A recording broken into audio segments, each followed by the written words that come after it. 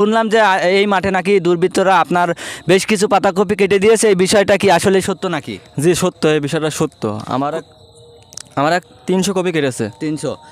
আর একটা ভুঁইতেও কেটেছে, তোমার মামা নাকি হয়, এইটা এই বিষয়ে কিছু বলো। যে ওটা আমার মামা হয়, যে এই ভুঁইটা জি। তার কপি 500 কপি কেটে ফেলেছে। তো এই যে কপিগুলো কাটছে, এই কপিগুলো আর কতদিন পরে কাটার উপযোগী হবে, মানে তোলা যাবে আর কি ফসল? এই কপিগুলো আর 15 থেকে 20 দিন পর তোলা যাবে। তোলা যাবে।